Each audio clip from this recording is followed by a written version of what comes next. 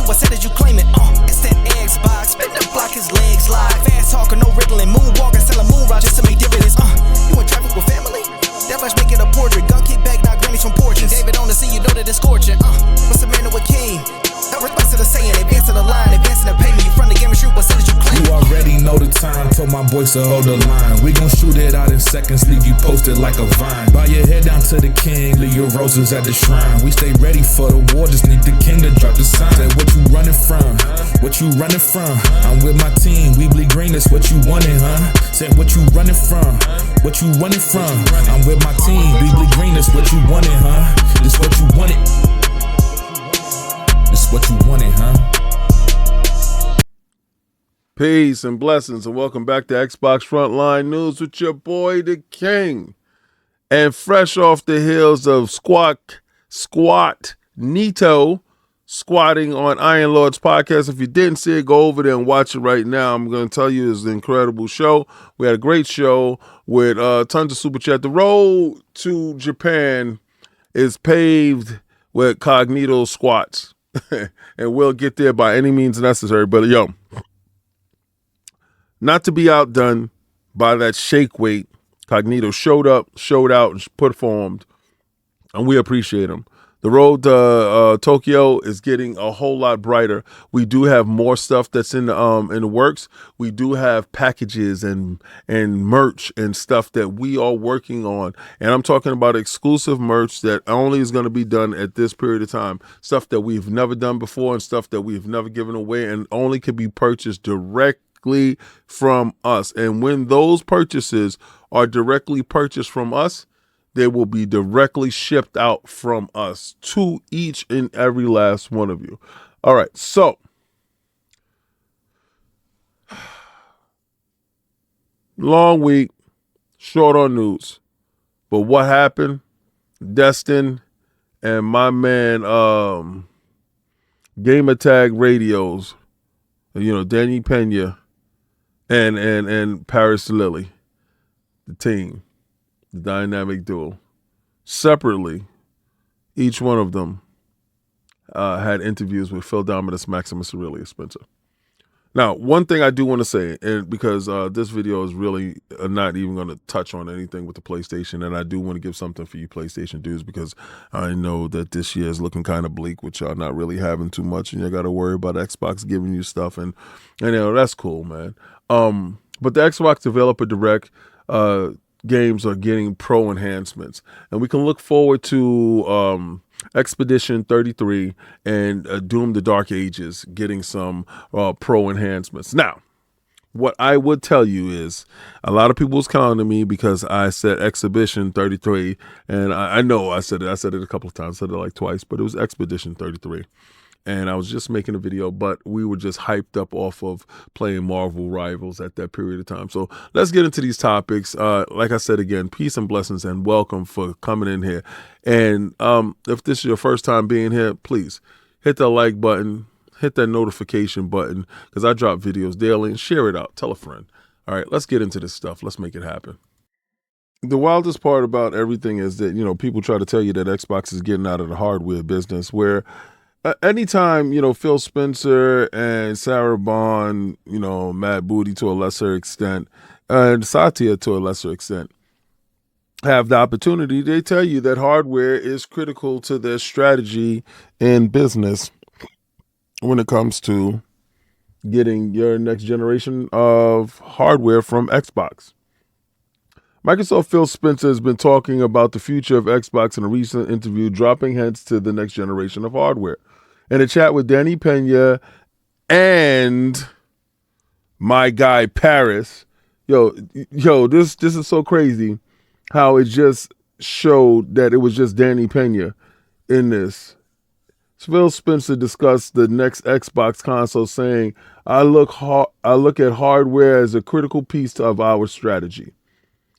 Now, the wildest part about this, right, and I'm going to tell you this, right, and you guys always say that, they don't play the race component. Paris Lily was on that interview with Danny Pena. There's, a Gamer Talk Radio. And it's funny how they don't even cite the source here. Oh boy, man, this is game with Bible. I don't know what's up with you. During the interview, he mentioned having already seen the roadmap to the future of Xbox hardware just last week. With a roadmap already produced is a positive step for the future of Xbox, but don't be fooled into thinking the console's on the horizon. See, this is another thing. He claimed, what it says, another highlight from the talk with Spencer touched on the software coming to Xbox. He claimed he has never been more excited about our game portfolio. Now, I'm going to finish reading this, but I'm pretty sure he's going to lead into the software going everywhere. They never gave a timeline on hardware. Hardware is coming in next year, 2026. All right, hopefully this will set some minds at ease, as recent rumors and speculation pointed to Microsoft cooling on the idea of producing hardware. Nobody said that. Microsoft has never said that they was getting out of the hardware business. That was all speculation and conjecture by ragamuffins that dwell within the midst of this journalistic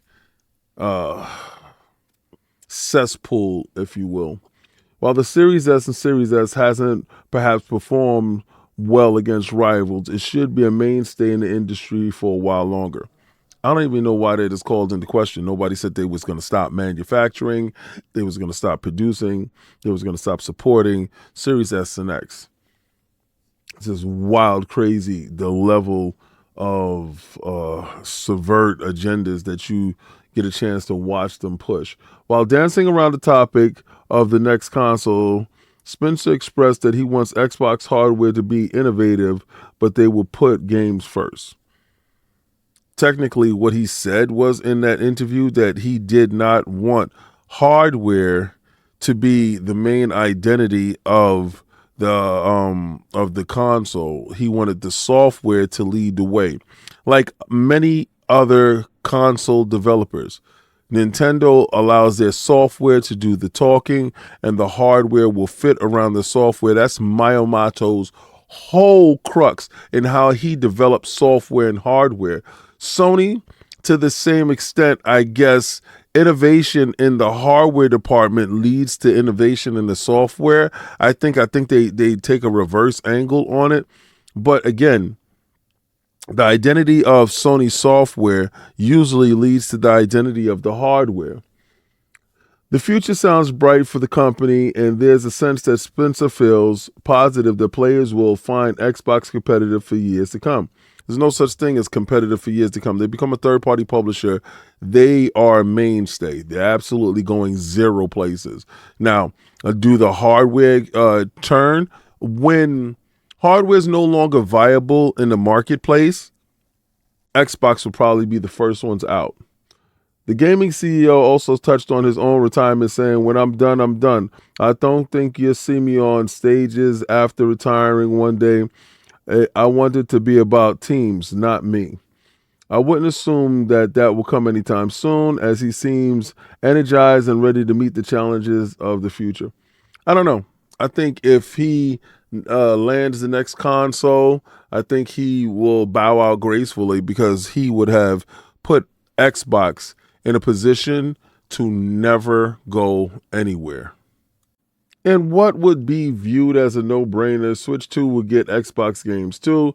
Xbox boss says he loves the Switch, looks forward to the Switch 2. Now, we all know that Nintendo signed a 10-year contract with Microsoft well before they even went to court, and that was for the Call of Duty, games, for Call of Duty itself.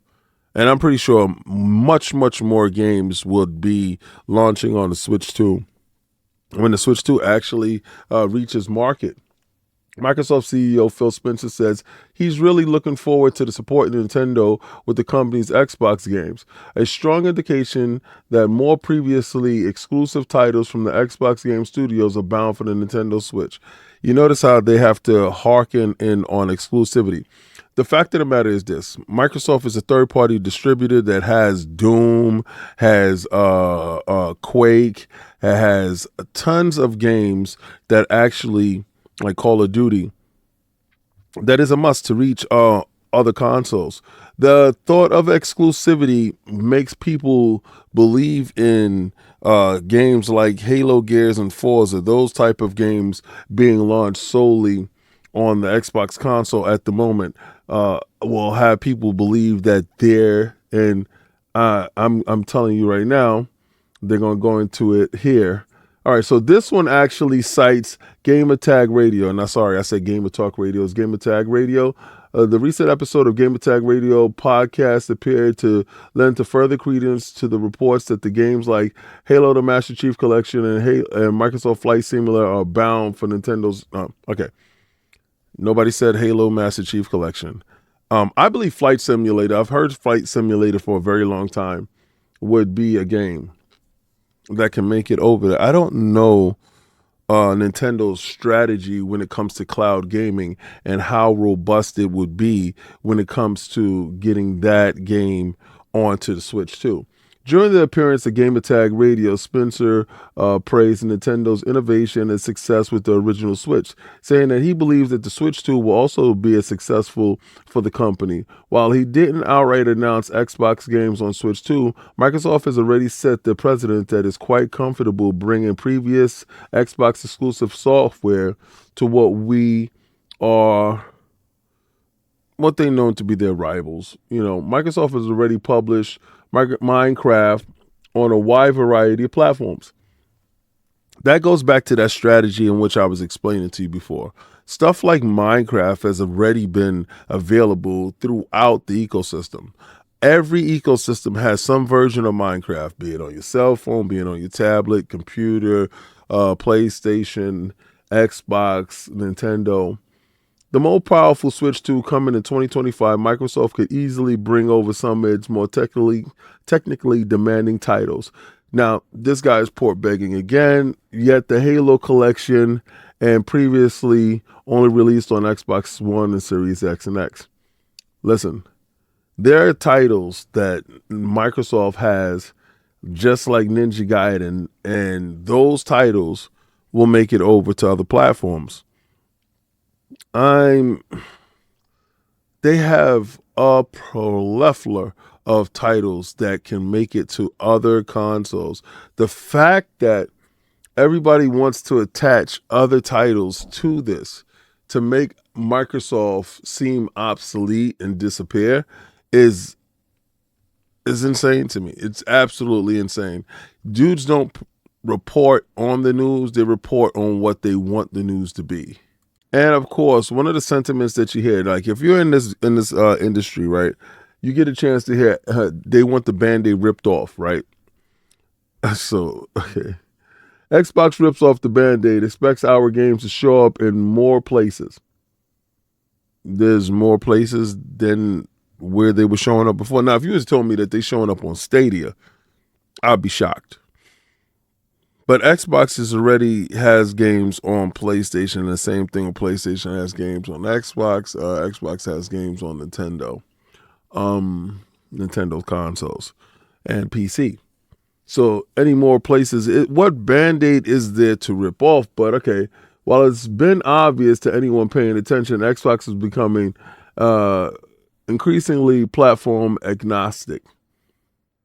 Their third-party publisher, in order to make money, a return off of investment, ROI, they must continue what Activision Blizzard King was. You don't hear anybody saying, yo, lock Candy Crush off the Xbox. That sounds stupid. Stupid as hell. A year ago, during the Musk Public's business update, again, different agendas, different times, different things. They said they was going to try 4 games out to see what these 4 games is about, and those 4 games went. And now you're seeing Indiana Jones and the Great Circle coming through. And, listen, Doom was never going to be locked off. I don't know any idiot that thought about that. And Ninja Gaiden 4 is going to be making it across to Sony consoles.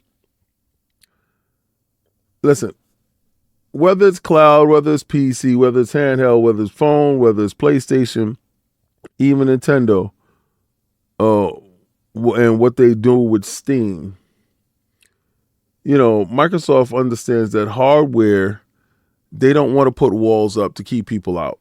So we love our platform and our hardware, but we're not going to put walls up where people can engage with great games in our studios or in our building. So expect our games to absolutely show up in more and more places. And that's an incredible thought when you think about it, right? Because normally, because of the infrastructure was never there, console games were always locked off to that said device. You brought that device and you played there, and that was it. And it was never no infrastructure or no format or no precedent to have actively engaging console in the marketplace while offering titles to competing platforms at the same time. And it started off with the PC. I think everyone will have to acknowledge the PC at some point in time. I even said this on ILP that I thought that Nintendo would have to acknowledge PC at some time. I do not think this Switch 2 is going to be as successful as everybody thinks. Their stock took a tumble. That means the reception in the marketplace wasn't as high as they wanted it to be. And that was the same day that they announced the Switch 2. When one would see the Series S as a problem, Microsoft and Xbox doesn't see Series S as a problem. Xbox boss dismisses the idea of removing the Series S parity clause. I think it's about almost as exciting, and it's exactly the opposite way as somebody else would view it. Me personally, I view the Series S as not allowing the developers to be lazy. And I'm not calling developers lazy because I do not know how to develop. I don't know how to code. I don't know how to do any of that stuff. That stuff is not me. But ever since the Series S was first released in 2020, we've heard occasionally from developers who had a tough time getting their games onto it. Baldur's Gate 3 is the most high-profile example of this to this day, but they, in fact, turned around and made sure that it made it happen. While at Sega, it was also mentioned that Xbox had parity clauses in places for the Series S and Series X, which essentially meant the game's features needed to be the same on both consoles. A one-off exception was eventually made for Baldur's Gate 3, which saw local split screen gets ditched from the Series S version. Should have never been a thing anyway. However, speaking in an interview with Destin Legarie, see, you must say the man's name right if you're going to say it at all. This week, Microsoft CEO dismissed the idea of removing parity clause entirely, suggesting that instead the Series S has become more important than ever, with developers able to target because of a wide variety of devices that are available on the market these days. Here's what Phil had to say about that in his chat, and let me get into this. Would you ever consider dropping or adjusting the Xbox Series S parity clause with the Xbox Series X and any sort of requirements? Some developers have brought up a difficulty for optimizing the Series S version. Can you tell us more about it, or is there any plans for it? He said, I'm thinking about it almost exactly the opposite way right now. With the rise of the handheld PCs and even the introduction of the Switch 2, as developers, we're building a more device spec. All right, I'm building more on the device spec. I actually think we have a real advantage because we've been targeting the Series S for quite a while.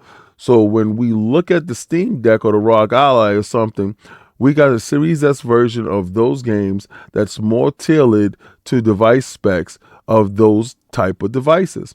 That's frankly are getting introduced right now, and frankly, the scalability of engines today allows for them to scale. I'm playing Indiana Jones on my Series S, and it looks great. So it's definitely capable of playing current generation games in a great way. But most of our games that we're going to get out there are going to be support these different devices. While the Series S specs actually maps pretty well on these devices that we're seeing introduced right now. So I think it's actually an important design point for teams going forward. That kind of power and performance mix that you see is in the Series S. So what he's trying to say is these engines can scale up and down, and he hasn't seen it hit a brick wall yet. I call bullshit because Black Myth Wukong, they already told you that they cannot, but they don't have the wherewithal. And if you've seen the game, it's just a poorly optimized game when it comes to that game in particular. Obviously, there's some Xbox fans that are in favor of the parity clause being dropped for the Series S, but we also very understand Phil's point here. And the handheld situation means it does kind of feel pointless to remove now. This is true. Because, you're looking at it in the years of the console and how long the console's been out. It would be ridiculous for them to say, all right, now we're going to drop the parity clause this late in the cycle when, listen, either shit or get off the pot, basically, right? Just take your losses how they come and just move it along. But the parity clause will stay in place. And that's something that I was like, wow, he actually answered that. Now, I'm glad that this writer took this view and this stance on this because if you looked at one of my titles I put there, I said Microsoft and Nintendo is teaming up to take on Sony. And somebody ridiculed that conversation and said, that's not true, King, blah, blah, blah, blah, blah. And I understand. Like, from an outsider looking in, if you're not on the inside of the business, and a lot of times you probably think that I'm just your average YouTuber, and I'm just not. I go to these shows. I'm part of NDA assignments when it comes to these games. I play a lot of games before they come out. I'm part of a lot of conversations in the background. And at the same time, I'm a consumer, and I come from the standpoint of the average man. Had to work for everything that, we absolutely got. And I tend to champion for you guys at all times, But at the same time, the Nintendo Switch 2 will be the instrument of Xbox revenge on PlayStation. Now, to some degree, I believe that Microsoft and the people over at Xbox, and I don't believe Microsoft because I believe Satya doesn't give a rat's ass, to be honest with you. But I think some of the guys that's over at Xbox wants the Switch 2 to be successful and give it an avenue for Microsoft to port a boatload of their games onto that device. Could you imagine a majority of those games launching on the Switch 2 and skipping the PlayStation entirely? I'm glad to see in 2025 it's starting at a fair sprint for video games. After seeing what last year's stuck in slow motion with nothing happening so far, we've had the Nintendo Switch 2 reveal and Xbox Developer Direct, both of which say a lot about the future of video games this year.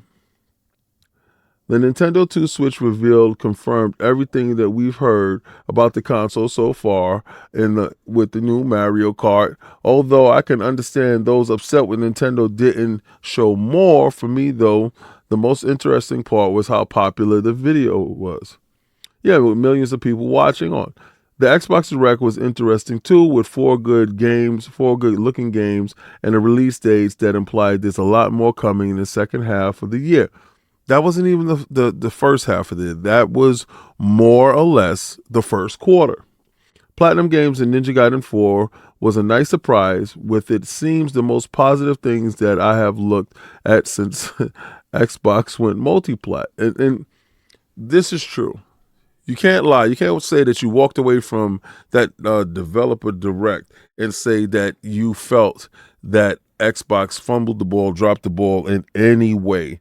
I thought they actually did a bang-out job when it came to it, to be honest with you. This means we want to see a pally as possible with... Okay, hold on. So Microsoft is essentially a third-party publisher, and they have a next-gen console coming up. But until that appears, the Xbox Series S and X is dead in the water, and any money they make from software sales is going to primarily come from the PlayStation 5 and the PC. I don't believe that to be true. I believe the bulk of their money is going to come from Game Pass subscriptions. Notably, Alex. Shout out to Alex. He, went and got Game Pass. Shout out to MBG, I think his name is. He said that he was getting Game Pass. And a lot of you dudes like to clown these people for what? For saving money. Since when did we become those guys that want to spend more for something that we can get for less? We've never been that. Gamers have always been frugal with their dollars and always tried to game the system in some type of way. And this weird behavior right now is just insane. That means they want to get as pally as possible with the Sony, except Sony isn't the friendly type, and they're always going to be suspicious of Microsoft because they always know that Xbox was meant to oppose them. And even if it didn't work out, Microsoft isn't to be trusted. That's cool. The moment a couple of Xbox games and Nintendo Switch at the moment, but not many. But considering Microsoft wants to see growth and it already gets as much better with Nintendo than it ever has with Sony, I think we can assume that they're going to go all out and support the Switch too. Halo, Gears of War, Fable, whatever they can get working on that release, they definitely had. He already actually heard a rumor, and I'm not sure the source on this, didn't make it up because it's easy to guess anyone could have done it.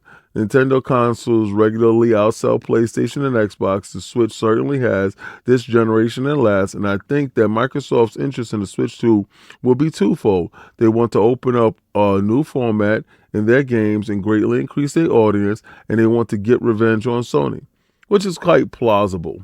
You know, all of this stuff can lead to hashtag no PlayStation 6. We're going to run it up on these bums. I'm going to keep the boot on Kong's neck this whole generation. All of that stuff is plausible. All of that stuff is true. But at the end of the day, Microsoft will be putting games onto the Switch and will be supporting that format. And I think that bodes well for them having a robust, healthy release when it comes to their games, because a lot of people really don't buy too many Switch games because they're looking for first-party stuff. Maybe now you can get a couple of third-party titles, if you're interested. And they're not the only ones that believe this. Nintendo and Xbox are already leaving PlayStation in the dust for 2025. I mean, listen, it's not hard to see, what we believe that is going to happen when it comes to the end game of all this other stuff. But if you made it this far in the video, I'm going to tell you like, follow, and subscribe, and hit that notification button. And after you hit that notification button, make sure that you share it out to a friend, because this cannot just be fun for one. It got to be fun for all. This is Monday, for God's sakes. This is start your week off. This has been a light week, but we had interviews. We had Destin Legarie stepping out on his own away from the shadow of that other entity that I felt that was bringing down his brand into his own. God bless him for doing it. And everybody knows it's hard, but, betting on yourself is always the best thing. I bet on myself daily, and it's rewarding. It's rewarding to the sense that, maybe I don't have 70,000 views and all this other stuff, but what I do have is a core group of people that actually like to watch my videos, and I appreciate it. And then every day I get a little bit better in doing what I do. And then you had Gamertag Radio that had the interview with Phil Dominus Maximus Aurelius Spencer. So both of them had a good interview, and it was good. We got a good insight in seeing what it is. I always respect Phil for coming out after the fact, after the show, be it win, lose, or draw, be it a good, bad show, and he wants to get the feedback from the people. So going forth, he could take notes and he can make sure that those things happen. But they have been very, very strong in Japan, working very hard there and all over the world. So now we're starting to see the fruits of their labor when it comes to these games. And I do appreciate each and every last one of them working as hard as it is. Next, we're going to see that storefront pop up, and then we're going to see what that hardware turns into. And then we can see actually what the true vision of Xbox and Microsoft is when it comes to launching this hardware. So we can see the software hardware service synergy. So we can actually see the trifecta, if you will, the holy trinity when it comes to video games: software, services, and hardware. And I think Microsoft is uniquely positioned to knock all three out of the box. But I'm going to take that logo and I'm going to throw it around Frontline Gaming Streams. The only gaming stream. It's worth it.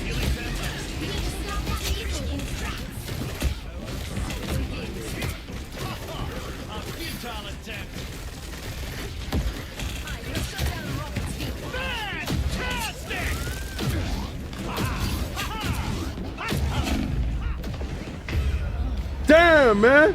I almost had Venom out, but Squirrel Girl. The only gaming streams that you need to look forward to if you want to worry about Fortnite, if you want to worry about fighting games, if you want to worry about Marvel Rivals. I get it in. I get it in daily, and we put in work. And I'm going to tell you, like I told you last week, try to play the Game Pass.